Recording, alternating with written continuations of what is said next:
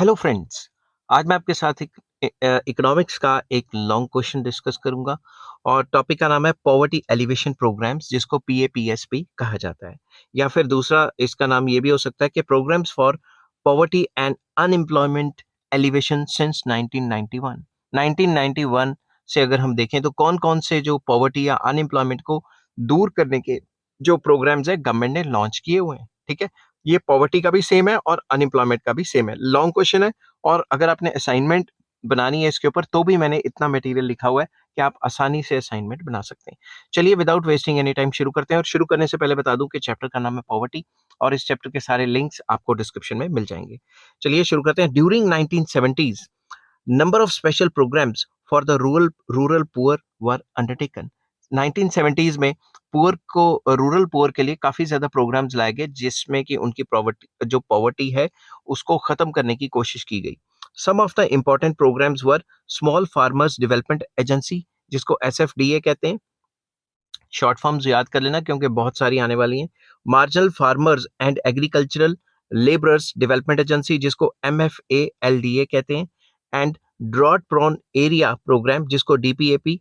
And crash scheme for the rural employment, जिसको CSRE कहते हैं। ये वेरियस टाइप्स के प्रोग्राम्स लॉन्च किए गए। However none of these programmes covered the entire country.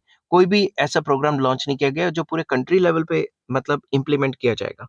Many of these programmes operated simultaneously for the same target group.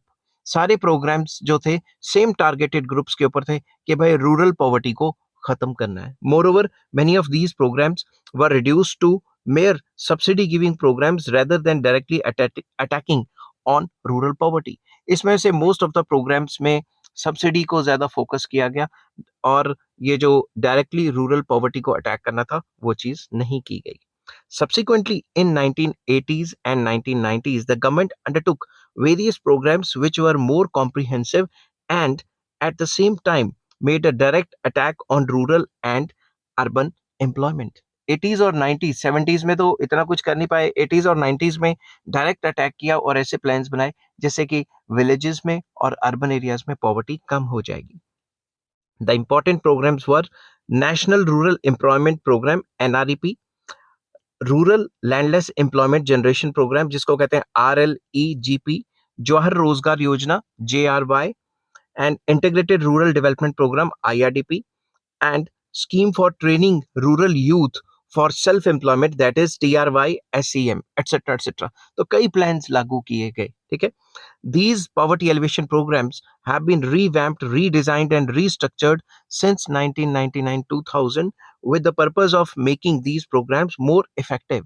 ये जितने भी प्रोग्राम्स लेके आए थे उनको टाइम टू टाइम उनको रिवैम्प किया जा रहा है या रीस्ट्रक्चर किया जा रहा है ताकि ज्यादा लोगों को मतलब पहुंचाया जा सके। The important poverty elevation programmes in the operation in rural and urban areas are. तो जो इंपॉर्टेंट प्रोग्राम्स है वो मैंने लिखे हुए हैं। बेसिकली इनका नाम याद करना है। मेरे को भी जब मैं पढ़ता था बड़ी मुश्किल आती थी इनका नाम याद करने में। तो अब क्या करें, अब क्वेश्चन है, करना तो है ही और इम्पोर्टेंट भी है। जवाहर ग्राम समृद्धि योजना, शॉर्ट फॉर्म JGSY। तो ये जो योजना है it was introduced in April 1999 by restructuring Jawahar Rozgar Yojana. It has two main objectives. ये लाई गई थी, रीस्ट्रक्चर किया गया, नाम नूम चेंज किया गया। ठीक है, 99 अप्रैल 1999 में लाई गई थी। इसके दो मेन मकसद थे। The primary objective is to create durable productive community assets and infrastructure at village level. कि विलेज लेवल पे ड्यूरेबल एसेट्स बनाए जाए, मतलब इंफ्रास्ट्रक्चर बनाया जाए। कोई स्कूल बना दिया, कोई टैंकी बनवा दी विलेज में, जो बड़ी सी टैंकी होती है उस टाइप का कोई काम करवा दिया, कोई सड़क बनवा दी। ठीक है, छोटा मोटा डैम बनवा दिया। The secondary objective is to generate wage employment for unemployed poor in the rural areas. जो रूरल एरियाज में पुअर लोग हैं उनके लिए कोई जॉब की मतलब अवेलेबिलिटी करना, उन्हीं लोगों से वो काम कराना ताकि वो अपने लेवल पे ही काम करें और अपने रूरल एरिया में काम करके उनको जॉब भी मिल जाएगी और उनके कोई एसेट्स भी बन जाएंगे। The programme is implemented by gram panchayat. ये प्रोग्राम को ग्राम पंचायत इंप्लीमेंट करेगी। It is a centrally sponsored scheme. It cost its cost लिखना था मुझे यहाँ पे, कॉस्ट या कॉस्ट भी ठीक है। ठीक है, अगर कॉस्ट लिखेंगे तो आर आ जाता। It's cost is shared between the centre and the state in the ratio of 75:25। मतलब सेंट्रल गवर्नमेंट जो भी इसमें खर्चा होगा 75% देगी और स्टेट गवर्नमेंट 25% देगी। समझ गई बात? तो ये तो था पहला प्लान। सेकंड प्लान आ जाता है स्वर्ण जयंती ग्राम स्वरोजगार योजना। ठीक है, तो ये योजना कब आई? It was launch in on 1st April 1999 by restructuring and combining a number of erstwhile programs like Integrated Rural Development Program, Scheme for Training Youth for Self-Employment and other allied programs। तो ये जो स्वर्ण जयंती ग्राम स्वरोजगार योजना, ये योजना 1 अप्रैल 1999 को लाई गई और कंबाइन किए गए various type of other programmes जो चल रहे थे, जैसे कि इंटीग्रेटेड रूरल डेवलपमेंट प्रोग्राम या scheme of training rural youth for self employment and allied programmes, 3-4 programmes को मिला के ये प्रोग्राम बनाया गया। The emphasis of this programme is on a focused approach of poverty alleviation. Basically इस पे focus किया गया कि पॉवर्टी को भाई हटा ही देना है, मगर अभी तक हटी तो है नहीं। It is a single self employed programs operating for a rural poor. Rural poor के लिए ये फोकस था पूरा का पूरा। It aims at promoting enterprises at the elementary village level. Main मकसद था कि विलेज लेवल पे एंटरप्राइज या छोटे मोटे बिजनेसेस को एनकरेज किया जाए। It assist poor rural families to take up income generation economic activities. It helps the rural people by organizing them into self help groups। इसमें self help groups बनाने के लिए फोकस किया गया उनको। The program covers all the aspects of self employment such as organizing the rural poor into self help groups। उनको training दी गई, उनको इंफ्रास्ट्रक्चर डेवलप करने के लिए मतलब बताया गया और करवाया भी गया उनसे, और financial assistance and marketing support दी गई उनको। The scheme is implemented as a centrally sponsored scheme on cost sharing basis। मतलब 75% सेंट्रल गवर्नमेंट देगी और 25% state government, between the center and the state।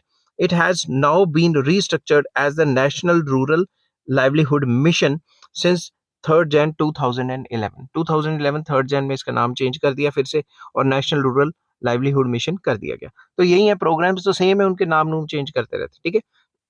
जो सरकार आती है अपने हिसाब से नाम रख लेती है। थर्ड पॉइंट हो गया Employment Assurance Scheme (EAS). It was started on 2nd October 1993 and 1778 rural backward blocks situated in drought-prone desert and tribal and hilly areas जो है उनके ऊपर ये शुरू किया गया। समझ गए बात?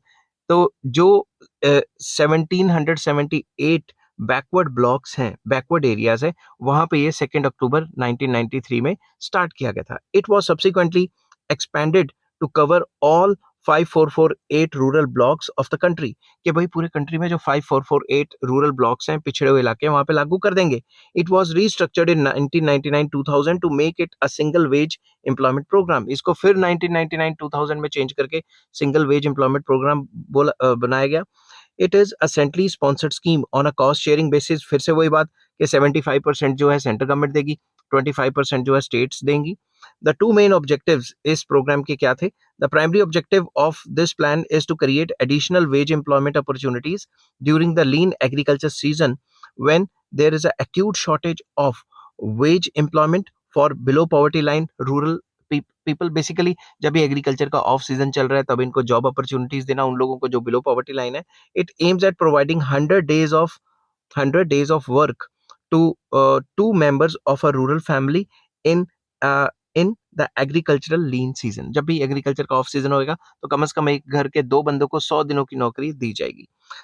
The secondary objective is to create durable productive community assets. कि भाई उन्हीं लोगों को यूज करके उनसे कोई विलेजेस में सड़क बना ली, कोई टैंकी बना ली, पानी की ऐसी ऐसी चीजें बनवा ली ताकि उन्हीं का फायदा हो जाए, ठीक है। फोर्थ आ जाता है प्रधानमंत्री ग्रामोदय योजना, जिसकी शॉर्ट फॉर्म है PMGY, ठीक है। तो ये शॉर्ट फॉर्म्स काफी कंफ्यूज कर देती हैं, मेरे को भी उस टाइम पे बहुत ज्यादा मतलब परेशानी होती थी ये याद करने में। अब क्या करें, क्वेश्चन है। तो it was introduced in the budget of 2001 and 2002 लिखना चाहिए था यहाँ पे मुझे, रुको मैं 2 लिख देता हूँ। ये मैच चल रहा है लेजेंड्स लीग, उसके चक्कर में स्पीड में देखते देखते कुछ और ही लिखा जाता है। तो ये 2001-2002 में शुरू हुई थी। Its objective is to focus on village level development in 5 critical areas, that is health, primary education, drinking water, housing and rural roads। तो ये 5 चीजों पे इनका मेन फोकस था। As a result of this, the quality of life of the people in rural areas will improve। इन सारी चीजों की वजह से जो रूरल एरियाज में लोग रहते थे उनकी लाइफ तो इंप्रूव होनी थी। It includes 3 major projects. ये जो योजना थी इसके अंदर थ्री मेन काम होने थे। प्रधानमंत्री ग्रामोदय सड़क योजना, मतलब सड़कें बनाई जाएंगी, ठीक है, रोड्स बनाई जाएंगी with the objective of providing good all weather roads in the rural areas with the population more than 500 persons। अगर किसी भी विलेज में 500 से ज्यादा पर्सन हैं तो उनके लिए पक्की सड़कें बनाई जाएंगी जो कि ऑल वेदर होंगी, ठीक है। B, housing development in the rural areas में घर डेवलप किए जाएंगे जहां पे लोग रह सके। Rural drinking water project with the objective of developing projects for providing water harvesting, water conservation and drinking water for the drought prone areas. तो पानी के इंतजाम करने के लिए कि पानी के जो रेन वाटर को है प्रोटेक्ट किया जाए, वाटर हार्वेस्टिंग की जाए और पानी को कंजर्व करने के लिए या ड्रिंकिंग वाटर को प्रोवाइड करने के लिए भी काफी स्कीम्स लाई गई। नेक्स्ट आ जाता है संपूर्ण ग्रामीण रोजगार योजना, SGRY। It was launched in September 2001. The main objectives of this scheme were to provide wage employment along with the food security in the rural areas to below poverty line। जो भी लोग below poverty line है उनको below poverty line लोगों को food security provide करना, to create durable community and social community social and economic assets. तो basically जो विलेजेस में लोग रहते हैं उनको कम्युनिटी एसेट्स प्रोवाइड करना, जैसे रोड्स बनवा ली, पानी की टंकी बनवा ली, कोई बिजली के घर का स्टेशन बनवा लिया, इस टाइप का काम। The ongoing employment assurance scheme and Jawahar Gram Samriddhi Yojana projects were subsequently integrated with Sampoorna Grameen रोजगार योजना। तो बाकी जो प्रोजेक्ट्स चल रहे थे उनको भी इसके अंदर मिक्स कर दिया गया, ठीक है, इंटीग्रेट कर दिया गया। The scheme was being implemented as a centrally sponsored project. फिर से वही बात कि 75% जो है कॉस्ट शेयरिंग बेसिस पे काम होगा, 75% जो है सेंट्रल गवर्नमेंट देगी और 25% जो है स्टेट गवर्नमेंट देगी। The scheme was merged with Mahatma Gandhi national rural employment guarantee act, जिसको मनरेगा कहा गया है, विद इफेक्ट ऑफ 1 अप्रैल 2008। 1 अप्रैल को ये स्कीम को मिला दिया गया Mahatma Gandhi national rural employment guarantee act के अंदर, जिसको मनरेगा कहा जाता है, उसके साथ मिला दिया गया। नेक्स्ट आ जाता है फूड फॉर वर्क प्रोग्राम। इसमें क्या काम कराते थे उसके बदले फूड दे देना, ठीक है। This program was launched in February 2001। It aims at augmenting food security through wage employment in the drought affected areas in 150 most backward districts of the country. जो कंट्री में सबसे ज्यादा बैकवर्ड जो डिस्ट्रिक्ट थे 150, वहां पे ये प्रोग्राम शुरू किया गया, ठीक है। उनको मिनिमम वेज जितनी भी है वो दे देते थे और उनसे काम करवा लेते थे। Under this scheme wages are paid partly in kind, मतलब काइंड में दी जाती थी, जैसे कि मैंने आपको पहले कहा फूड ग्रेन्स दिए जाते थे और थोड़ा बहुत पैसा कैश में भी दिया जाता था। The scheme is implemented by state governments. ये स्टेट गवर्नमेंट्स की स्कीम थी। The central helps the state government by providing appropriate quantity of food grains free of cost to drought affected states. तो जहाँ पे ड्रॉट होता था, सूखा वगैरह पड़ जाता था, वहां पे सेंट्रल गवर्नमेंट स्टेट गवर्नमेंट्स की हेल्प करती थी ताकि वो इस टाइप की स्कीम्स चला सके। नेक्स्ट आ जाता है कृषि श्रमिक सुरक्षा योजना, KSSY। This scheme was launched in July 2001। It aimed at providing social security benefits to agricultural laborers in age of 18 to 60 years। तो जिनकी 18 से 60 years के बीच बीच में उनको जॉब प्रोवाइड करानी, उनको सोशल सिक्योरिटी के बेनिफिट्स देना, ठीक है। ये भी एक जो है माना गया है, ठीक है। इसमें सोशल सिक्योरिटी में है कि उनका बीमा वगैरह या इंश्योरेंस वगैरह कर देते थे, वो भी पॉइंट आगे और डिटेल में मैं डिस्कस करूंगा। नेक्स्ट एंड वेरी इंपॉर्टेंट, ये कॉन्सेप्ट वेरी इंपॉर्टेंट है, इस पे अलग से क्वेश्चन आ जाता है और ये है Mahatma Gandhi national rural employment guarantee act. समझ की बात, जिसको मनरेगा भी कहा जाता है, वेरी इंपॉर्टेंट। तो मैंने लॉन्ग क्वेश्चन के हिसाब से ये अलग से लिखा हुआ है, तो इसके ऊपर अलग से क्वेश्चन आता है तो आप कर सकते हैं। This flagship program of the government aims at providing livelihood security to rural households। rural households को काफी ज्यादा इससे मदद मिलती थी। It is one of the most ambitious pro-poor scheme in the world to tackle rural poverty and unemployment by providing employment to rural people। ठीक है, तो रूरल पीपल को एम्प्लॉयमेंट दी जाती थी और काफी पुअर की फेवर में था। With the national rural employment guarantee act, जिसको नरेगा कहा जाता था, being passed in 2008, Narega was implemented in February 2006 in 200 most backward districts of the country with the objective of providing at least 100 days of guaranteed unskilled wage employment in a year to each rural household opting for it at the minimum wage rate which was increased every year। Simple words में 100 दिनों का minimum काम दिया जाता था कि minimum से minimum 100 दिनों का काम आपको मिलेगा, ठीक है। तो मिनिमम 100 दिनों के काम को देने के लिए जो है गवर्नमेंट कमिटेड थी। तो किनको दिया जाएगा? रूरल पुअर को, ठीक है? ताकि उनकी गरीबी से वो मतलब गरीबी से वो निकल सके, ठीक है? निकलेंगे तो नहीं, खैर अपनी सब्सिस्टेंस कर सके। One third of the beneficiaries under this schemes were women. Women को काफी ज्यादा फायदा हुआ। वन थर्ड 33% वो वुमेन जो थी इस प्रोग्राम्स के अंडर आती थी।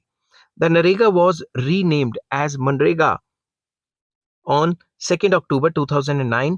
The coverage was extended to all rural districts, that is 648 of the country in 2008 and 2009. MNREGA is run by gram panchayats. ये ग्राम पंचायत चलाती थी. Under this scheme, 47 crore households have been provided employment between 2006-7 and 2018-19. On an average, 5 crore households have provided employment every year since 2008, affecting the lives of up to 25 crore individuals. तो ये जो data ये आपको याद करना पड़ेगा अगर अच्छे से पेपर अटेम्प्ट करना है कि इसका बहुत ज्यादा फायदा हुआ था, इतने इतने लोगों को जॉब्स मिली और इतने इतने लोगों को फायदा हुआ। Around ₹2,30,000 crore were spent directly as wage payment to rural households between 2014-15 to 2018-19। इतने लाखों करोड़ रुपए खर्च हुए हैं। द मनरेगा has also led to higher agricultural wages benefiting all employed workers. मतलब जो भी वर्कर्स हैं उनको जॉब दी, एम्पावरमेंट ऑफ वुमेन की, और improved economic condition and reduction in migration from rural areas. तो अगर वो विलेजेस में ये सारी फैसिलिटीज दे देंगे तो लोग विलेजेस को छोड़ के शहरों में नहीं आएंगे, और काफी ज्यादा बेनिफिट्स हुए मनरेगा के इस प्रोग्राम के रूरल एरियाज में। MNREGA has contributed to rural development through construction of rural roads, soil conservation, flood control and land improvement projects। तो काफी प्रोजेक्ट्स लाए गए विलेजेस लेवल पे, जिससे विलेज की भी डेवलपमेंट हो गई। ठीक है, अभी पूरी तरह से तो नहीं हुई मगर पहले से बेटर हो गई। यूनाइटेड नेशन डेवलपमेंट प्रोग्राम जो यूएनडीपी है, in its report of 2015 has acclaimed that Manrega as among the best known employment guarantee schemes providing direct jobs to rural poor। तो यूएनडीपी ने जो रिपोर्ट पेश की थी उसके हिसाब से इस प्लान को बेस्ट, इस जो स्कीम को बेस्ट माना गया कि ये रूरल जो पुअर है उनके लिए वर्ल्ड की बेस्ट स्कीम है। It has been cited as exemplary in job creation for poorest rural households।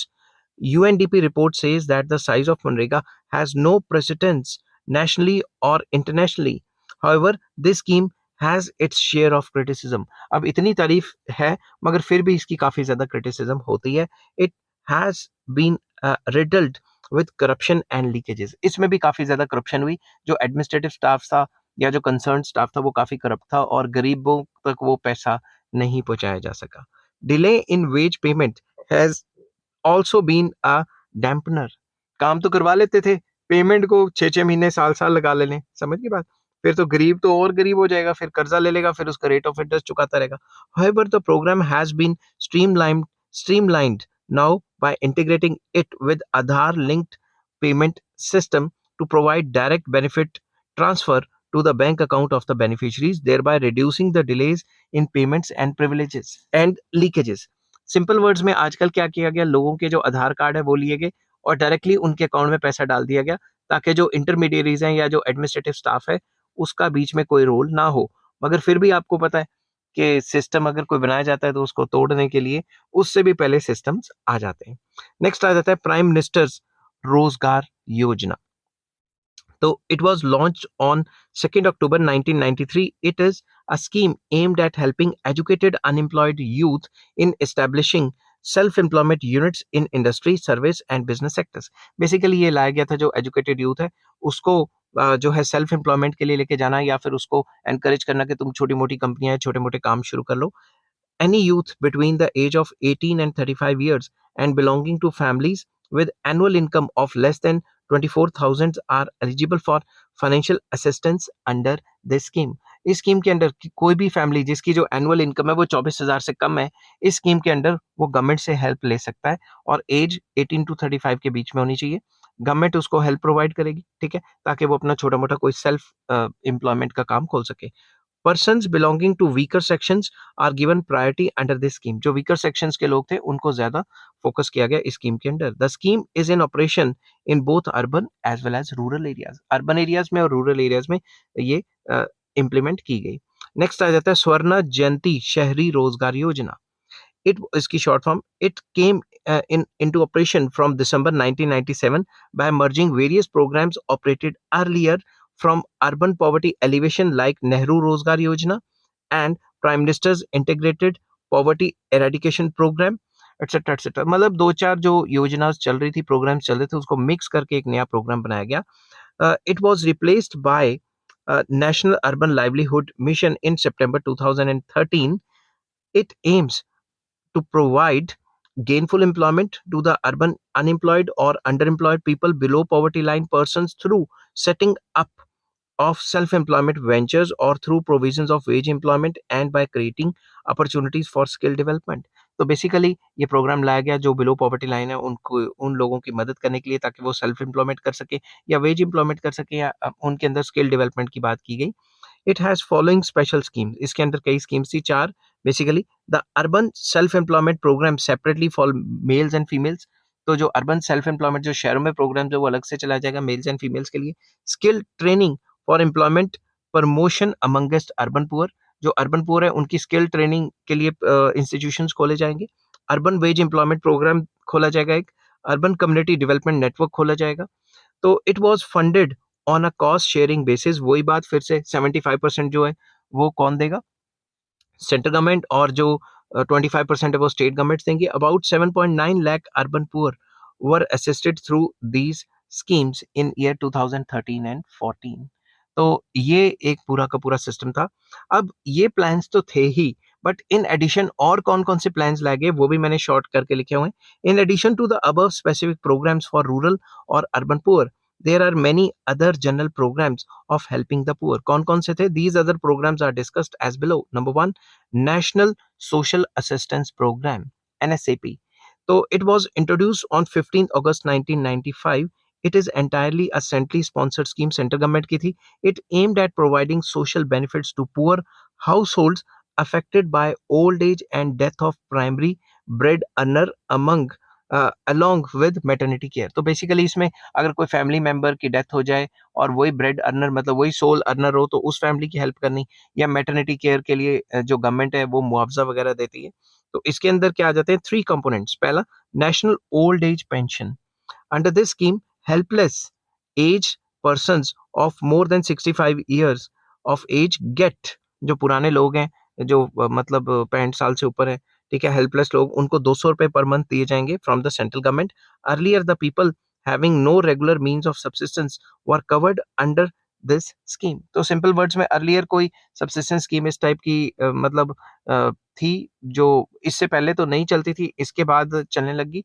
और since 2007 the scheme has been expanded to cover all people above 65 years of age and living below poverty line। तो आजकल मैंने सुना है कि 200 के बजाय 500 रुपए मिलते हैं हर मंथ, और जो 65 साल से ऊपर है और जो गरीब हैं या जिनके जो main head of the family उनकी डेथ होगी, उनको सरकार 500 की पेंशन दे देती है। वैसे 500 में कुछ होता तो नहीं है, मगर चलो, something is better than nothing. Second, national family budget scheme. इसमें क्या, under this scheme the family living below poverty line receives a lump sum central grant of 10,000 in case of death of the primary bread earner of the family। अगर head of the family जो मतलब जो job करता था और कोई job नहीं करता, वो उसकी डेथ हो जाती है, वो एक्सपायर हो जाता है, तो गवर्नमेंट लमसम 10,000 दे देती है, ठीक है। नेशनल मैटरनिटी बेनिफिट्स, इसके अंदर क्या है, under this scheme a pregnant women of more than 19 years of age from a family living below poverty line gets assistance for maternity care. Maternity care के लिए जब बच्चा हो रहा होता है, तो अगर कोई 19 साल से ऊपर की लेडी है, अगर उनको बच्चा हो रहा है और वो बिलो पॉवर्टी लाइन है, उसके लिए मैटरनिटी केयर के लिए गवर्नमेंट ने वेरियस स्कीम्स लेके आए हैं उनको बेनिफिट्स देने के लिए। मेरे ख्याल से रूरल एरियाज में 5,000 मिलता है शायद, आंगनवाड़ी वर्कर्स के थ्रू अप्लाई करना पड़ता है। अब कितना होता है ग्राउंड लेवल पे, ये तो आपको ही पता है, ठीक है। नेक्स्ट आ जाता है second, Indira Awas Yojana. It was major scheme for the construction of houses for the rural poor. Rural poor के लिए कंस्ट्रक्शन ऑफ हाउसेज या उनके हाउसेज को मरम्मत वगैरह कराना, उसके लिए काफी जो है स्कीम्स ये मतलब बहुत थी। The objective of this was to provide financial assistance to poor rural households for the construction of और अपग्रेडेशन ऑफ हाउस। जिनका टूटने वाला घर है वो भी सरकार से इसके अंडर अप्लाई करके पैसे या सब्सिडी ले सकते थे, और जिन्होंने नया घर बनाना है वो भी। Initially it was aimed at providing houses free of cost to the poor families of scheduled caste and scheduled tribe and bonded laborers। तो पहले तो सिर्फ ये scheduled caste, scheduled tribe और bonded laborers के लिए था, but this scheme was subsequently extended to cover poor categories as well। फिर इसमें poor भी सारे के सारे आ गए, ठीक है। तो इससे भी गरीबी को थोड़ा कंट्रोल किया जा सकता है अगर रहने को छत मिल जाए तो। This scheme was funded on cost sharing basis. फिर से वही कहानी, सेंट्रल गवर्नमेंट 75% देगी और state government 25%। About 322 lakh houses were constructed और upgraded under this scheme by 2013 and 14। उसके बाद एक और योजना है प्रधानमंत्री आवास योजना। इसमें क्या हुआ, the NDA government has replaced all the existing housing schemes of the previous governments by a new scheme called प्रधानमंत्री आवास योजना। तो जो पुरानी स्कीम में चल रही थी घर घुर की, वो सारी जो है मिक्स करके इंटीग्रेट करके उसका एक नया नाम दे दिया गया प्रधानमंत्री आवास योजना। इसके अंडर क्या है, इट वाज लॉन्च्ड ऑन 25 जून 2015। 14 में जो गवर्नमेंट चेंज हुई थी उसके बाद 15 में ये आई। It aims at providing house for all. इसका मेन मकसद था कि सबको घर देना है। अर्बन एरिया में लोग हैं उन पे भी फोकस किया गया, क्योंकि पुरानी स्कीम्स तो रूरल एरिया पे ज्यादा फोकस कर रही थी। The objective is to ensure that 2 crore houses are built across the country by 2022 के 2022 तक हम ये कर देंगे, ठीक है, 2 करोड़ घर बना देंगे। हुआ नहीं हुआ ये अब ग्राउंड लेवल पे अलग बात है। The primary target groups of this are poor people belonging to low income group and economically weaker sections. गरीबों के लिए बनाई गई थी। Under this scheme a subsidy will be provided by central government to the targeted group of persons ranging, जिनकी income जो है वो 1 लाख से लेकर 2.3 लाख तक होगी। The government will also offer interest subsidy on home loans availed under this scheme. अगर इस स्कीम के अंडर आप होम लोन के लिए अप्लाई करते हो तो रेट ऑफ इंटरेस्ट में भी आपको सब्सिडी दी जाएगी। The interest subsidy ranges from 3 to 6.5% depending upon the amount of loan availed by the beneficiary, ठीक है। तो बेसिकली अवेल्ड बाय आना था, यहाँ ऑफ नहीं आना था, ठीक है। स्पीड में कभी हो जाता है कि अगर आप इस स्कीम के अंडर घर खरीदने के लिए लोन वगैरह ले रहे हो तो उसमें रेट ऑफ इंटरेस्ट पे सब्सिडी मिल जाएगी। 3% से 6.5% तक की सब्सिडी अवेल कर सकते हो। अब आ जाता है एक और, शिक्षा सहयोग योजना। This scheme was launched on 31 December 2001। It aims at providing education scholarship of ₹100 per month to children of the parents living below poverty line and are covered under Janashri Bima Yojana of LIC for their education for the 9th to 12th standard. मतलब simple words में scholarship दी जाएगी ₹100 per month. जो बच्चे 9th से लेकर 12th class तक हर महीने 100 रुपए दिए जाएंगे उनको। अब 100 रुपए में कुछ बनता नहीं, मगर चलो सरकार कुछ ना कुछ तो कर ही रही है। Something is better than nothing, ठीक है। और उन लोगों को दी जाएगी जो बीमा के अंडर आते हैं, ठीक है। और एक बड़ा ही नॉमिनल सा जो है इंश्योरेंस प्रीमियम रखा गया ऐसे लोगों के लिए। The scholarship is paid of a maximum period for 4 years, वही 9th से 12th तक।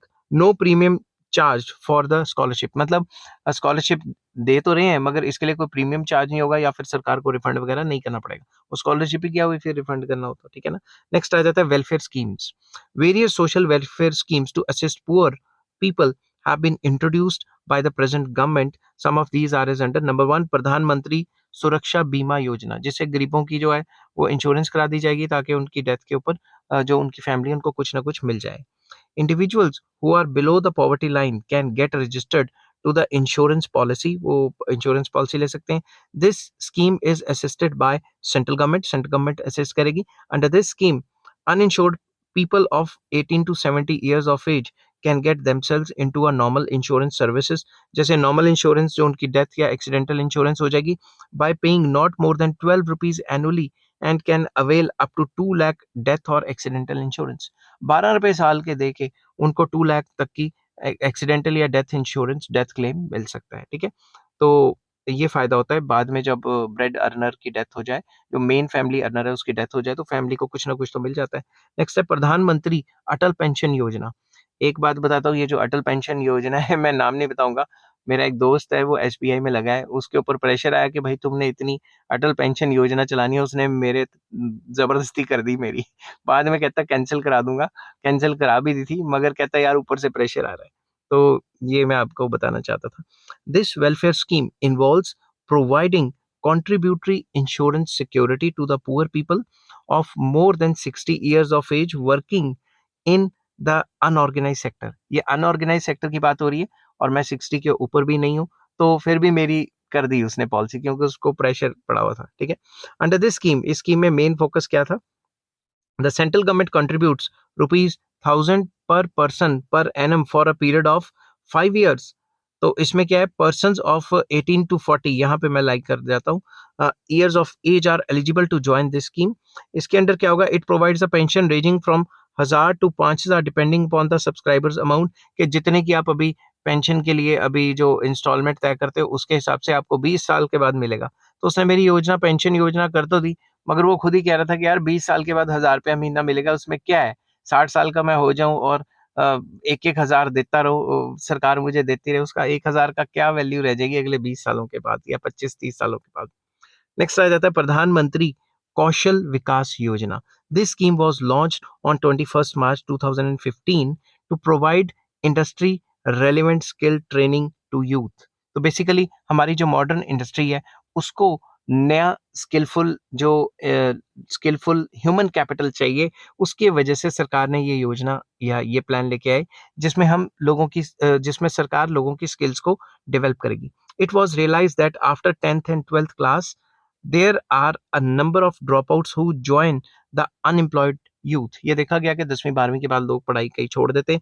Hence if they are guided to learn a vocational skill as per their aptitude, they can they can be useful and gainfully employed। उनको इस्तेमाल किया जा सकता है और उनको अच्छा काम दिया जा सकता है और उनको अच्छी नौकरी भी मिल सकती है।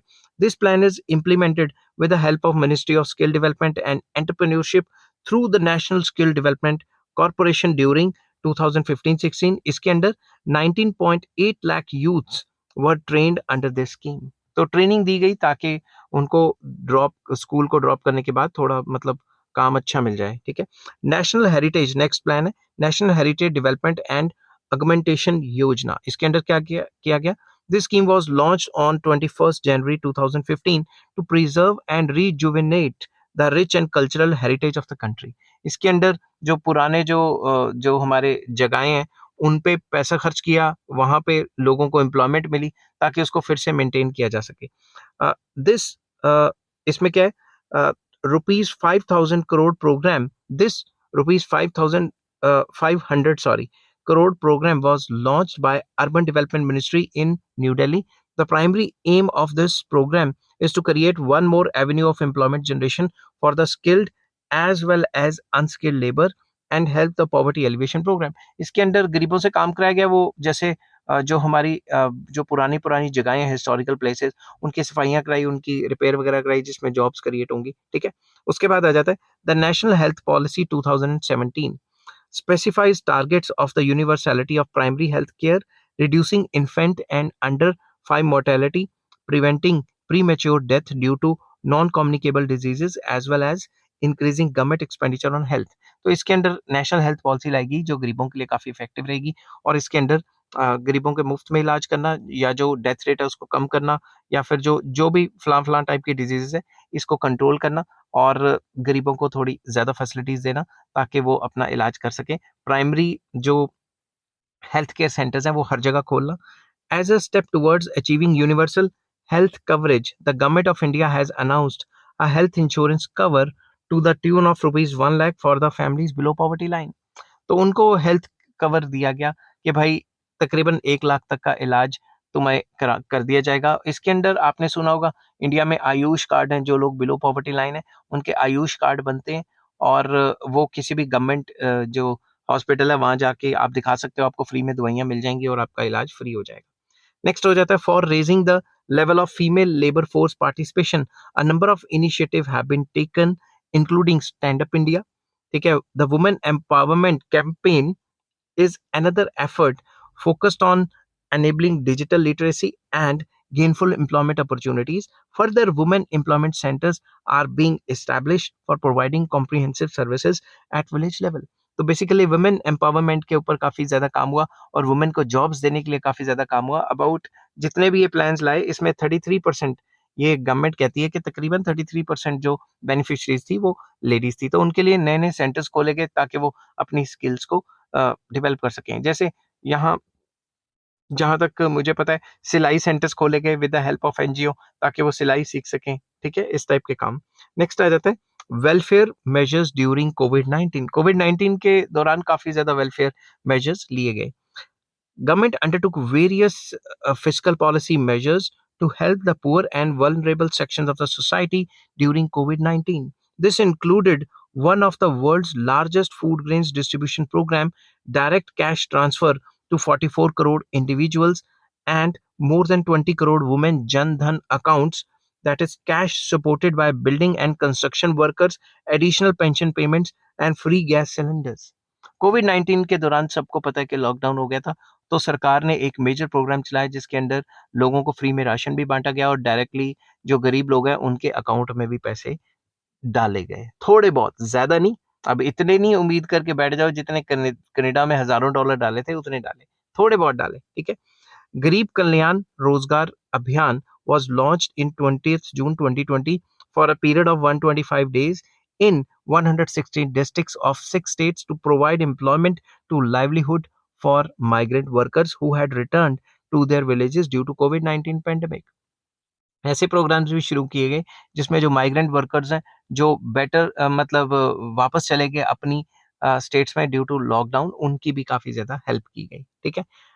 Thus, a number conclude करते हैं इसको. Thus, a number of specifically designed poverty alleviation programs are in operation in rural and urban areas to assist the poor persons. Apart from extending their coverage, the emphasis has been on improving their access and quality of services. Recognizing the importance of panchayats in effectively implementing poverty alleviation and other social programs, the government has set up the Ministry of Panchayati Raj. तो सरकार ने ये अच्छे तरीके से implement हो सके उसके लिए मिनिस्ट्री ऑफ पंचायती राज भी बनाई. Many of these poverty alleviation programs have been scrapped and some of them have been replaced by similar programs by the present government. जितने भी प्रोग्राम्स आए थे उनको मोल्ड करके प्रोग्राम्स तो वही है, नाम नूम चेंज करके गोल मोल करके फिर से पेश किया जाता है. अब ये जो सारे के सारे प्लान्स हैं ये सक्सेसफुल रहे या ये फेलियर्स थे, ये हम नेक्स्ट क्वेश्चन में डिस्कस करेंगे जो क्वेश्चन है critical assessment of poverty elevation programs. इसमें पता लगेगा कि ये इतने ज़्यादा जो प्रोग्राम लॉन्च किए पुरानी सरकारों ने और करंट सरकार ने ये अच्छे तरीके से काम भी करते हैं कि नहीं करते. ये वीडियो थोड़ी लंबी हो गई थी क्योंकि इसमें बहुत ज़्यादा डिस्कस करना था मुझे. अगर वीडियो आपको पसंद आती है तो please like share and subscribe. Take care. Bye bye.